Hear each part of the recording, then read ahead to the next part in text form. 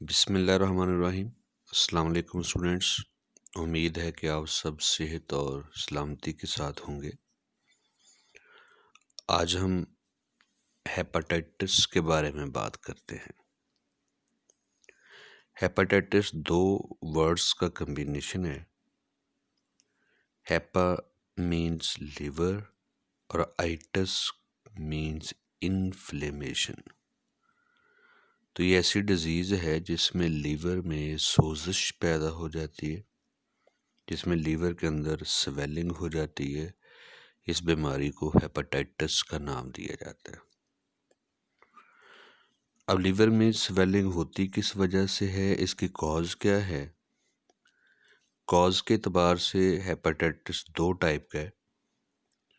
Infectious جو viral attack کی وجہ سے ہے، وائرس کی وجہ سے، اور نان انفیکشیس جو وائرس کے علاوہ کسی اور طریقے سے ہو، جیسے ڈرگس زیادہ میڈیسنز یوز کریں، کوئی اور ٹاکسک ایجنٹ جیسے الکوہل وغیرہ یوز کریں تو اس سے بھی ہیپاٹائٹس ہو جاتا ہے۔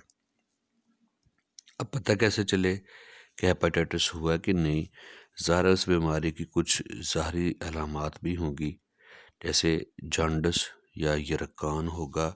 اس میں آپ جانتے ہیں کہ جانڈس میں آنکھوں کا جو وائٹ حصہ ہوتا ہے، وائٹ آف آئیز، یہ یلوش ہو جاتا ہے۔ اس کی وجہ کہ بلڈ کے اندر ایک کمپاؤنڈ جمع ہونا شروع ہو جاتا ہے، بلی ریوبن۔ جب لیور کبھی بھی متاثر ہو تو اس میں بلی ریوبن کی پروڈکشن زیادہ ہو جاتی ہے اور اس کا نتیجہ جانڈس کی شکل میں نکلتا ہے۔ دوسری سمٹم ہے جی ایبڈومینل پین۔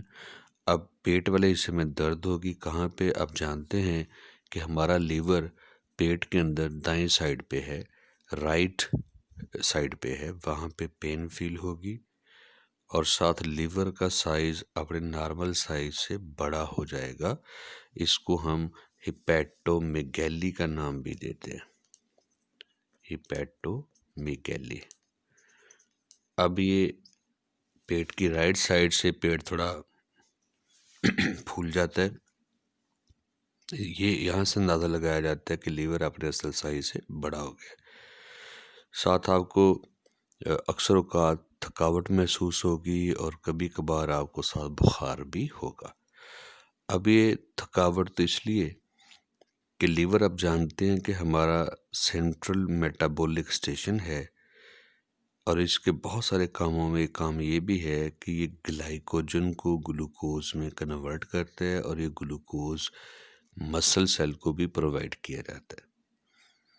اس کے علاوہ اور بھی یہاں پہ ایسے بے شمار فنکشن ہیں جو ہماری ویل بینگ کو، ہماری ہیلتھ کے لیے بہت زیادہ ضروری ہیں۔ اور فیور جو ہے یہ بذات خود کوئی بیماری نہیں، یہ دراصل نشانی ہے کہ باڈی میں کوئی پیتھوجن موجود ہے۔ تو چونکہ خاص طور پہ اگر وائرل اٹیک ہوا ہے تو اس کی نشانی میں ایک فیور بھی ہے۔ اب اس بیماری کی شدت کتنی ہے، سیویرٹی کتنی ہے؟ تو سیویرٹی کے لحاظ سے بات کریں تو یہ اکیوٹ یا شارٹ ٹرم ہو سکتے ہیں، یعنی تھوڑے عرصے کے لیے، اور پھر اس کے بعد یہ ٹھیک ہو جاتا ہے۔ میڈیکلی ہم 5 سے 6 مہینے کا ڈیوریشن طے کرتے ہیں کہ اگر کوئی ڈیزیز 5 سے 6 مہینے تک رہتی ہے یا اس سے پہلے ٹھیک ہو جاتی ہے تو اس کو ہم اکیوٹ کا نام دیتے ہیں۔ اگر وہ 5-6 مہینے سے زیادہ طویل ہو جاتی ہے، اس سے زیادہ لمبا عرصہ وہ باڈی میں موجود رہتی ہے، تو اس بیماری کو ہم کرونک یا لانگ ٹرم کہتے ہیں۔ تو اگر ہیپاٹائٹس کو باقاعدگی کے ساتھ اس کو ٹریٹ نہ کروایا جائے تو یہ اکیوٹ سے کرونک ہو جائے گی، اور کرونک ہیپاٹائٹس کا نتیجہ بھی کس کی شکل میں نکلے گا؟ لیور کینسر کی شکل میں نکلے گا۔ اب ہم یہاں پہ بیسیکلی بات کریں گے اس ہیپاٹائٹس کی جو وائرس کی وجہ سے ہوتا ہے، جس کو ہم وائرل ہیپاٹائٹس کا نام دیتے ہیں۔ اوورال وائرل ہیپاٹائٹس کی تقریباً 7 قسمیں اس کی آئیڈینٹیفائی کی جا چکی ہیں، اور ان میں سے جو میجر ہے ہم ان کا ذکر کرتے ہیں۔ تو ہیپاٹائٹس کی ٹائپس کے یہ جو نام رکھے ہیں ABC، یہ ان کی آرڈر آف ڈسکوری کی بنیاد پہ ہے کہ کون کب ڈسکور ہوا۔ جیسے ہیپاٹائٹس ٹائپ اے، اس کا common name infectious hepatitis B ہے۔ کیوں؟ اب اس کو انفیکشیس ہیپاٹائٹس کہنے کے پیچھے ایک لاجک تو یہ ہے کہ یہ بہت جلد ایک شخص سے دوسرے شخص پہ منتقل ہو سکتا ہے، کنٹیجیس جس کو آپ کہہ لیں۔ دوسری وجہ یہ ہے کہ اس ٹائپ کے ڈسکور ہونے سے پہلے ہیپاٹائٹس سمجھا جاتا تھا کہ صرف ڈرگز یا ٹاکسک کمپاؤنڈ کی وجہ سے ہی ہوتا ہے، لیکن جب یہ ٹائپ ڈسکور ہوئی پتہ چلا نہیں، یہ پیتھوجن کے اٹیک کی وجہ سے یا انفیکشیس کاز کی وجہ سے بھی ہو سکتا ہے۔ اس ہیپاٹائٹس کے پیچھے جو کاز ہے وہ ایک وائرس ہے، ہیپاٹائٹس اے وائرس۔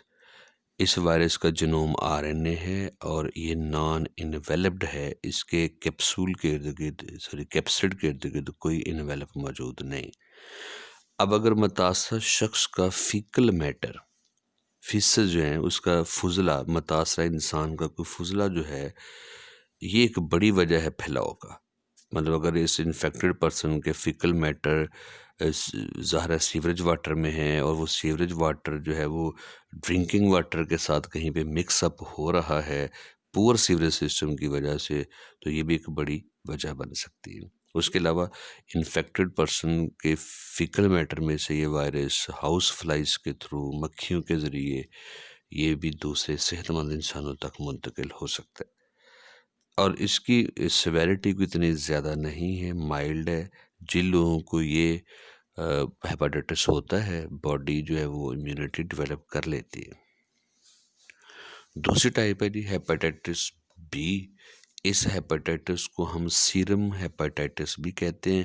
سیرم آپ جانتے ہیں کہ یہ بلڈ کا فلوئڈ پورشن ہوتا ہے، اور سمجھا جاتا ہے کہ اس ہیپاٹائٹس کے ٹرانسفر ہونے میں بلڈ کا بڑا اہم رول ہوتا ہے۔ اس کا جو وائرس ہے وہ ہیپاٹائٹس بی وائرس ہے، جس کا جینوم DNA ہے۔ اس کا ٹرانسفیوژن کے method, mode of transmission variable ہیں۔ متاثرہ شخص کے خون سے، متاثرہ شخص کے ساتھ سیکچول کنٹیکٹ سے، متاثرہ شخص سے اگر وہ پریگننٹ وومن ہے تو اس کے پلیسنٹا کے تھرو، یا پیدائش کے دوران یا پیدائش کے بعد بھی یہ وائرس بچے میں منتقل ہو سکتا ہے۔ اس کے علاوہ سلائیوا اور برسٹ ملک کے تھرو اگر ماں میں یہ وائرس موجود ہے تو دودھ کے ذریعے وہ بچے میں بھی منتقل ہو جاتا ہے۔ اس کی اوورال سمٹم میں فیٹیگ ہے، جانڈس ہے، اور ساتھ بھوک نہیں لگتی، ایپیٹائٹ لاس ہے۔ لیکن اس کی اچھی بات یہ ہے کہ یہ وقت کے ساتھ ساتھ باڈی کا امیون سسٹم اس وائرس پہ قابو پا لیتا ہے اور یہ بیماری مکمل طور پہ ٹھیک بھی ہو جاتی ہے، اور پھر انسان اس کے خلاف امیون ہو جاتا ہے، یعنی جس کو ایک دفعہ یہ ڈیزیز ہوگی پھر دوبارہ نہیں ہوگی۔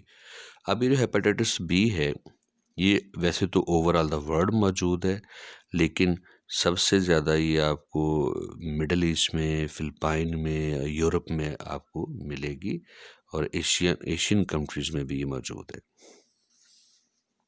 تیسری ٹائپ ہے جی ہیپاٹائٹس سی، جس کو سب سے خطرناک قسم کا ہیپاٹائٹس سمجھا جاتا ہے۔ اس کو common name non A non B ہے، کیونکہ شروع میں جب اس کا وائرس ابھی آئیڈینٹیفائی نہیں ہوا تھا تو اس کو یہ کہا گیا کہ یہ ہیپاٹائٹس اے اور ہیپاٹائٹس بی سے کوئی ڈیفرنٹ وائرس ہے، اس لیے اس کو naan A non be hepatitis کا نام دیا گیا۔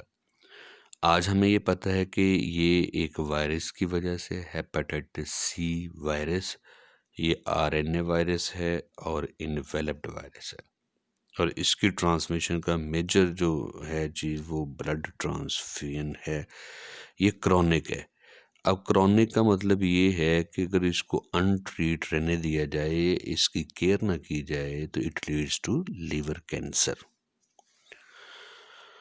ہیپاٹائٹس ڈی، اس کو ڈیلٹا ہیپاٹائٹس بھی کہا جاتا ہے، کیونکہ اس کا کازیٹیو ایجنٹ جو وائرس ہے اس کو ڈیلٹا وائرس بولا جاتا ہے۔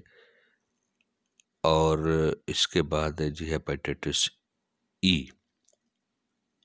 اس کا وائرس ڈیفینیٹلی ہیپاٹائٹس ای وائرس ہی کہلائے گا۔ یہ انسانی فضلے کے ذریعے ٹرانسفر ہوتا ہے، اور خاص طور پہ کہا جاتا ہے یہ جو پگز ہیں یہ ایک بڑا سورس ہے. ان کی باڈی کے اندر یہ ہیپاٹائٹس ای وائرس ریپلیکیٹ کرتا ہے، تو پگ کے گوشت کے ذریعے یہ وائرس انسان کی باڈی میں داخل ہوتا ہے. اب ہیپاٹائٹس ڈیزیز اگر اتنی ہی خطرناک ہے جو ہمارے لیور کو ڈیمیج کرتی ہے، تو پھر اس کا کنٹرول کیا ہے؟ کنٹرول دیکھیں 2 لیول پہ کیا جاتا ہے. ایک ہوتا ہے ڈیزیز ہونے سے پہلے، جس کو ہم کہتے ہیں پریونشن میئر، پریونٹیو میئرز، احتیاطی تدابیر کی جائے. اب احتیاطی تدابیر میں ایک تو یہ ہے کہ صفائی ستھرائی کا خیال رکھا جائے، پینے کا پانی بوائل کر کے پیا جائے، اور برتنوں کو ڈھانپ کر رکھا جائے، مکھیاں اس پر بیٹھے. اس کے علاوہ دوسرا طریقہ ہے ویکسینیشن. یس، یاد رکھیے گا، ویکسینیشن عموماً ہم ایز پریونٹیو میئر یوز کرتے ہیں کہ اس میں ہم اپنے امیون سسٹم کو بیفور ٹائم پیتھوجن کے اٹیک سے پہلے ایکٹیویٹ کرواتے ہیں. اب ویکسینیشن جو ہے یہ ہیپاٹائٹس اے بی کے لیے اویلیبل ہے، لیکن ہیپاٹائٹس سی کے لیے ویکسین دستیاب نہیں ہے. نو ویکسین.